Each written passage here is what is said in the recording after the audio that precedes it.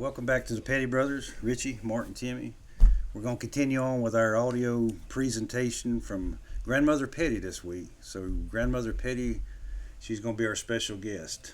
We've had a lot of requests from our family to tell stories about our grandparents on both sides of our family, and so Richie and Ramsey's been gathering up some stuff on the photos, and which, man, I got to give them kudos. They had some photos, didn't they? Yeah. And this episode's going to be taking you back to when Daddy had polio, when they found out, and the hardships that they had to endure. I mean, you got to think grandmother and grandfather is like 22 years old, and then here's their 4 or 5 year old little boy waking up in the morning and not being able to walk. And this is back. You think COVID was bad and people wouldn't have anything to do with you, but polio was the same type deal. I mean, it was kind of. Well, it was right off depression. I mean, they was poor, didn't have nothing anyway. But and I guess the story I remember is he got out of bed and couldn't walk, so he was crawling. And it was all saying, get up off that floor, because he was just barely walking anyway. Well, I think grandmother tells the story on this. Oh yeah, it goes into kind of in depth there, but I'll leave it up to her to tell. And Daddy never talked much about it, but you mentioned the COVID deal when the COVID came out a few years ago. Daddy taught, which he was getting older too, but he taught more about polio to me and us than I think he ever did. But listening to grandmother tell it is well, she was there, she seen it. So we learned a little bit because we found these. We hope you learn a little bit. Be sure to like and subscribe and leave us some comments what you think. If we want more of this, we'll do more of this because we got some more. So our mother's doing the interviewing. They're in the old office. So mother, daddy, and grandmother are interviewing each other more or less. So hope you enjoy. Have you got some pictures of her in the office and all that? Yeah, hope you enjoy. I know it was in the fall. Sometime after Halloween, but I don't know the exact date. That was It was in November. that was in 43. 43. You was 4 years old.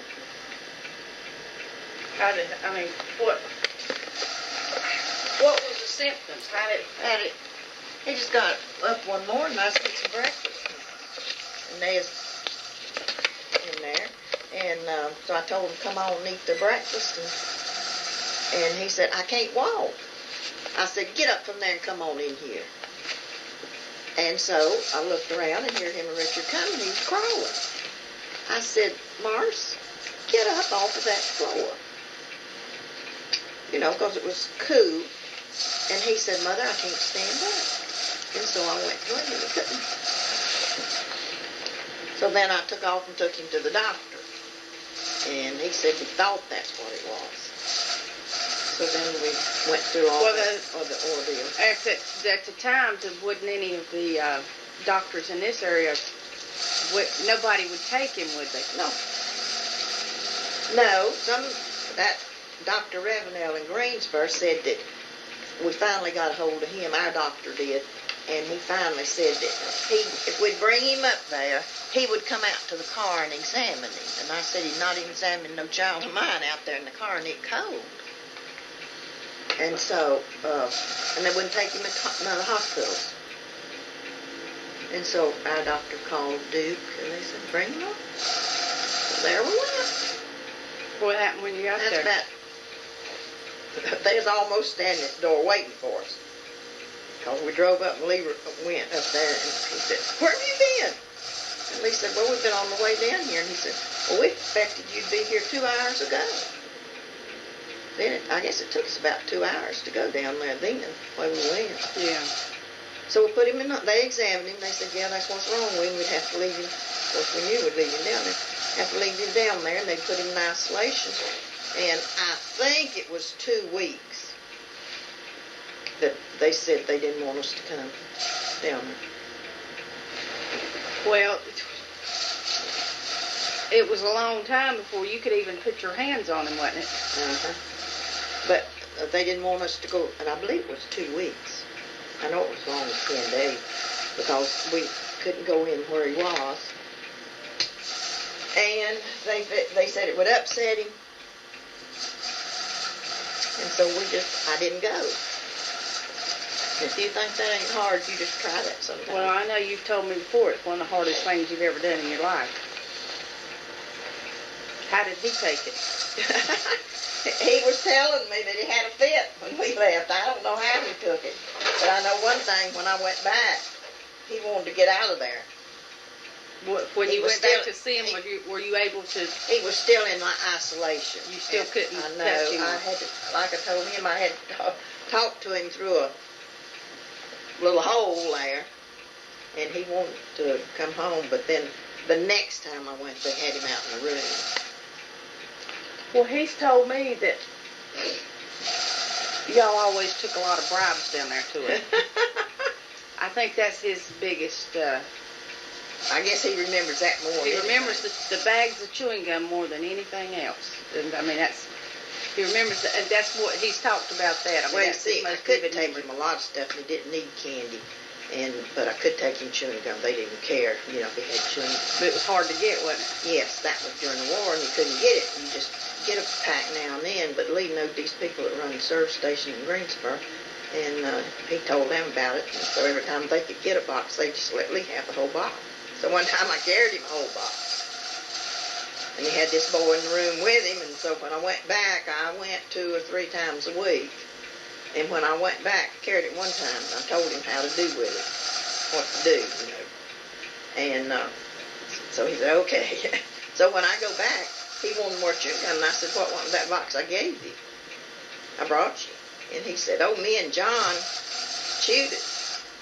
And then I come to find, I kept talking to him, and so he would, the nurses, they couldn't get it either. So then they'd bring him extra ice cream and stuff, and he'd give them chewing gum. You learned to trade off years ago. Yeah, I didn't mean, you? I said I couldn't imagine nurses, grown people, doing a kid like that. But see, he had a whole drawer full, so what? And so then he finally told me that he put, I said, how in the world did you and John chew that much gum? And he said, well, we get a stick apiece. And we just chew it a few minutes, and when the sugar got all out of it, the good taste, well, we throw that away and we'd get us another one. I think there's one time that you tried to see how many y'all could get in your mouth, wasn't it, Marcy? Well, I'm sure of that now, but so I never did give him that. I just give him maybe 2 packs, and then I'd carry him 2 packs the next time, because that was too much. But I couldn't get over the nurses Bribing him? taking Or his trading off? taking his chewing gum. They'd bring him ice cream because he loved ice cream, so they'd bring him ice cream. Well, when So- did he come home? He came home for Christmas. I don't remember I think it was the day before Christmas we went to get him. And but he had to lay down. We had to put his bed in the panel. And he rode home in that. How long did he stay? Maybe stayed 2 nights. But anyway, and I don't remember where Christmas was on Saturday or Sunday, but no, I think it's on Sunday. We was going to take him back on Monday, and he cried that night because he wanted to go back. He wanted to. I done got all my Christmas. He done got all his Christmas, and he wanted to go back and see what John got for Christmas and tell him and all that stuff. Well, So then we took him how back. long after that Christmas was it before he came home for good? I think it was in February. Sometime in February. He stayed down there a long time. But then when he came back, he could walk. He had to learn to walk all over again, but he could walk. But didn't they And then tell I you took him. at one time that he would never walk again? Huh. I thought they had. I don't had heard believe someone they through the did. family that they had told you. But see, he had to take therapy for a good long bit after he came home, because I gave him therapy, and then I took him down there twice a week for therapy for a good bit, and then I take him once a week, and then I take him every. Well, I see. two or I've three heard 2 of your So- sisters say that if it wasn't for you, that he would have never. That Oh, you he- were so He dedicated had to a him. lot of spunk. He didn't give up. It didn't seem to bother him. He just stuck right in there. I know we used to play games when we get him his exercise. To get him to do his exercise, because he didn't like to do that too well. Do you think that him having polio made him the determined person that he is today, or do you think that's inherited from his family? He was always a determined little guy. Yeah, but I think that's inherited. What was inherited? That determination? Determined, yeah. Yeah, well, but he was one of these, when he was little, he wanted to do things himself. And if anybody else could do it, he felt like he could do it. And he continued to feel Do that you way think- about it. Do you think So- that the polio and the illness made him more determined in life?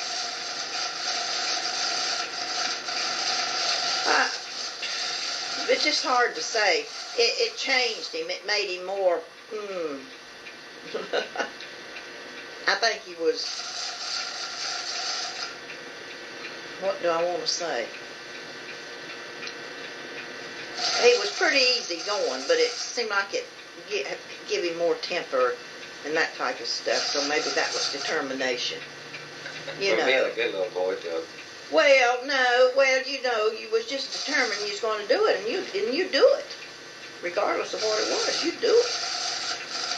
And so, if he had, I always said this: if it had been Richard instead of Mars, I don't know if Richard had ever walked anymore, because Richard wasn't determined.